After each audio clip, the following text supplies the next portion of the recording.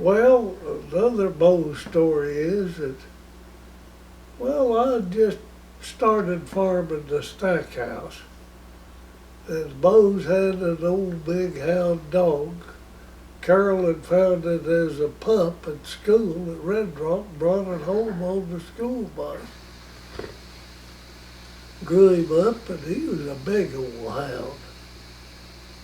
But Bo's that fall, when he and I was both a working ground, I'd done bought a tractor. Dad was drilling, but there on Henry Stackhouse had gotten pretty weedy. And we was double spring-toothing. And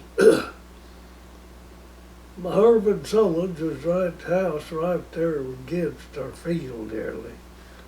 And his chickens ranged out and they eat quite a patch of wheat every year.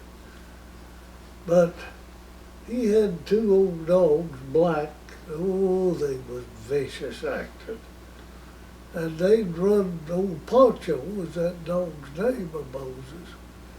And they'd come out there so vicious and at them tractors, and Bo said, I'll get my slingshot and he went home for dinner.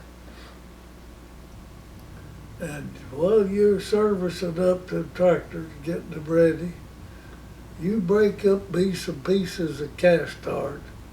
And when one of them dogs trying to get up on that tractor with me, I'll shoot him right in the head, trying to kill him.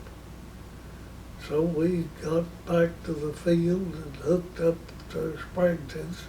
He went first.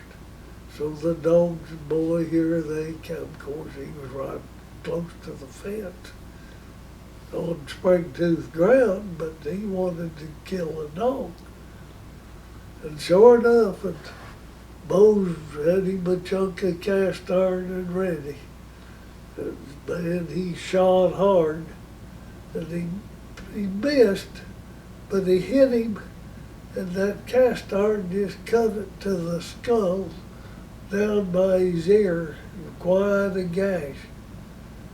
And them dogs never would come. That dog lived, but they never did see us out in that field after that. Now, they're not dumb animals. Almost intended to kill it. Irvin never said anything if he's even suspicious what's going on. And another time he was with us, there was 3 or 4 of us in the creek of Noodling. And I know we had Johnny Brown with us, a black fella.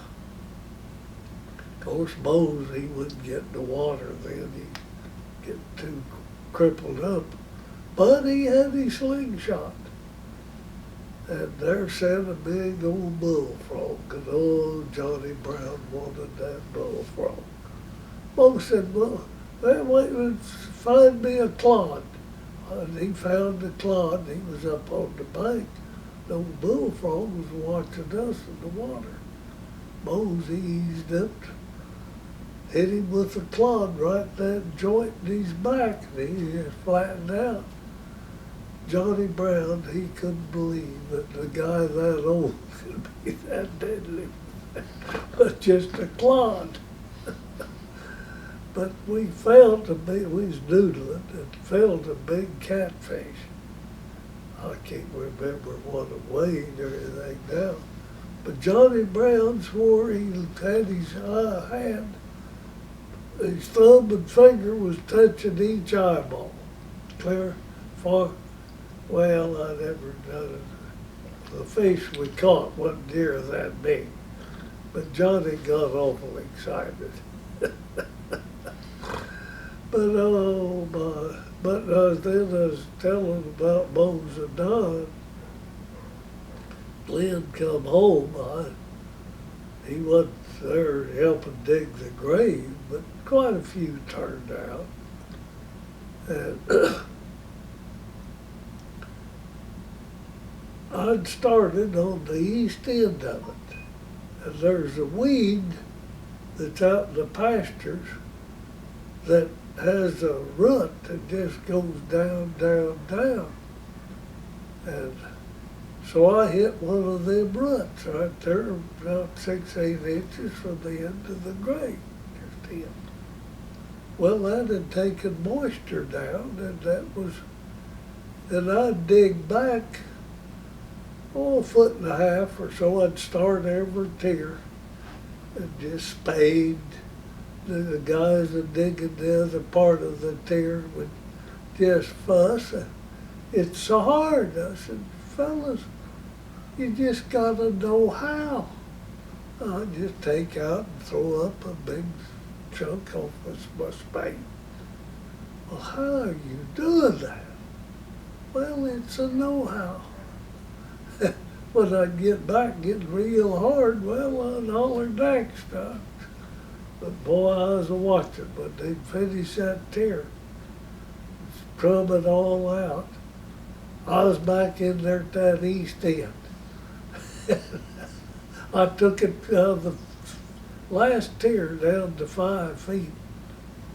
It was getting pretty dry.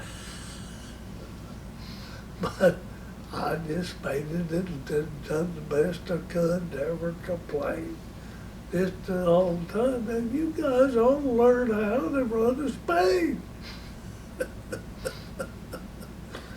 But that's what I remember about digging Uncle Moses' grave.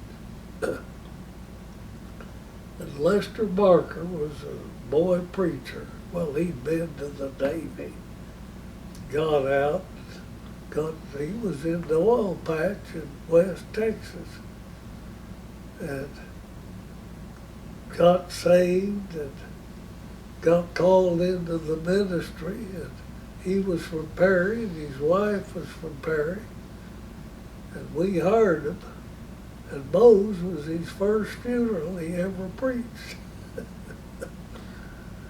And his Barker's wife always said the reason why we hired him was because his first sermon was 15 minutes. But that gets us off on another rabbit trail. But Betty and I was dating, and he was our preacher and his wife. We was paying him $25 a week. Had a little one-room building there. It was small, but they'd come up on Friday night, and they had a bed in there. And they had a cook stove with propane and a little bit of heat. They'd stay there till Sunday night services, then head back to Shawnee to school, and on $25. Of course, she worked in Shawnee during the week, and the people was pretty good to them to furnish them some eggs and package or two of meat from their deep freeze. Then her folks, I think, helped them some. Betty and I went to Dayton, and so Saturday nights they had a car, I just had a pickup. So we'd go by and they'd furnish a car and I'd have to buy some gas. And then I'd pay the way into the movie, buy some treat after the movie. He couldn't spend a dime. But he'd furnish a car and do the driving. Betty and I had the back seat. Do a little smooching. But when talking to Michael about Flavia, and he said, well, Grandpa, we always have prayer before we go on a date. Well, I said, Michael, Betty and I run around as the Baptist preacher. That never crossed our mind. That's the truth.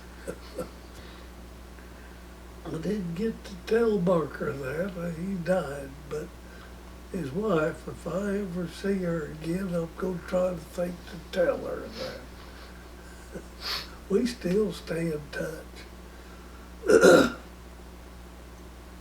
But yeah, just experiences out there. And Bo's that run the tractor for us or whatever. But back to Betty and I always said that Barbara Barker put Betty up. She was that brought up marriage between us. But her dad was being transferred from Red Rock down to right here on the east side of Oklahoma City. Oklahoma City's taken all that in now, but they wasn't there very long. Then they transferred him down to Medill, out there on Lake Texoma. But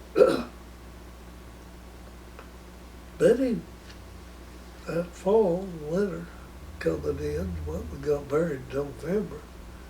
Long in October, she brought up the subject about us getting married. Well, she was just 16. She wasn't 17 till December the 3rd. And we talked about it. I always accused Barbara Barker of putting her up to it. I know when Barker had a trailer house at Earl's, he worked for Earl, Helen right in the fall summer.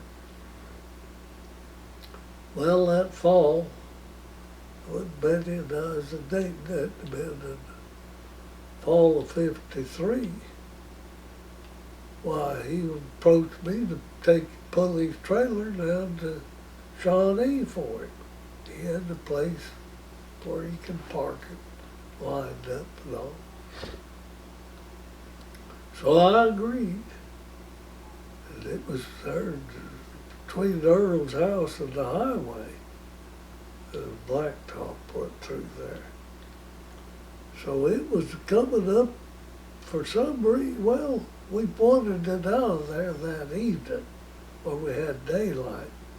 We was going to leave early the next morning for Shawnee, because I didn't know how my old pickup was going to make some of them hills. That was before we had I-35 or any of that. Just old 2-lane highway. And I just had a 3-speed transmission. It was heavy duty.